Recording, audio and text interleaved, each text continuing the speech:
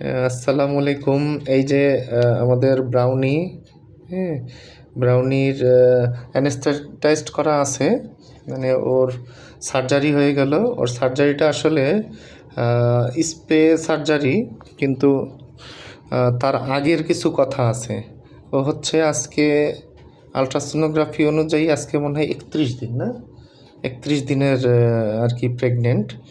তো ওর যে সমস্যাগুলো সেটা বলি। প্রেগনেন্টটা আসলে এটা ইচ্ছাকৃত হয়নি। এই যে ওর বডি স্ট্রাকচার দেখলে বোঝা যাচ্ছে, এই যে এখানে কার্ভ, এই যে এখানে কার্ভ, আর দেখেও ওকে খুব একটা বড় মনে হচ্ছে না, খুব ছোট্ট একটা বিড়াল। হ্যাঁ, তো ডর্ফ ক্যাট এবং সাথে নিউরোলজিক্যাল প্রবলেম ছিল। তো যাই হোক, এটা আমার কাছে আর কি যে হুট করে ঈদের সময় আসে, তো তখন আর কি ওর হচ্ছিল, এদিক থেকে ব্লিডিং আসতেছিল এবং কিছু উজিং আসতেছিল।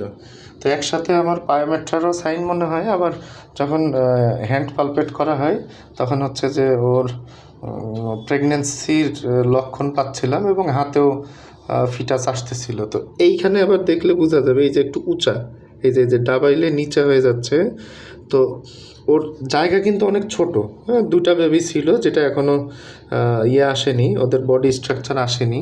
হ্যাঁ, তো এই যে উঁচা হইতে ধরছিল। তো স্বাভাবিকভাবে প্রেগনেন্সির সময় হয়, মানে ওর জায়গা ছোট থেকে কমপ্লিকেশনগুলো বাড়তেছিল।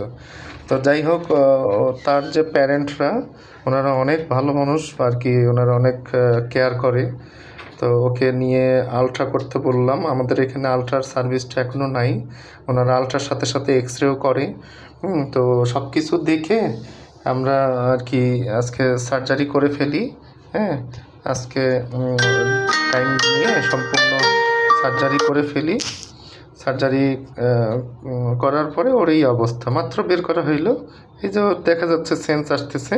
আমাদের অবজারভেশনে মিনিমাম আরও 2-3 ঘন্টা থাকবে। এরপরে আমরা ওকে ওনাদের কাছে হ্যান্ড ওভার করবো। তো আশা করা যায় ওর আর কোনো সমস্যা নাই। হ্যাঁ, এরপরেও আমরা পরবর্তীতে ওর আপডেট দিয়ে দেবো। সবাই একটু ব্রাউনির জন্য দোয়া করবেন। হ্যাঁ, আর যাদের ডর্ফ ক্যাট আছে, বিশেষ করে ফিমেল, নিউরোলজিক্যাল প্রবলেম বা এই যে স্পাইনাল যে প্রবলেমগুলো, এই যে দেখেন স্পষ্ট বোঝা যাচ্ছে।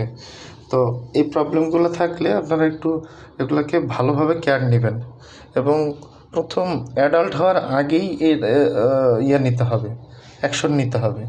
হ্যাঁ, গ্রোথ বা আনুষঙ্গিক সব কিছুর জন্য ভিটামিনস, মিনারেলস যেন ওর গ্রোথটা প্রপার হয়।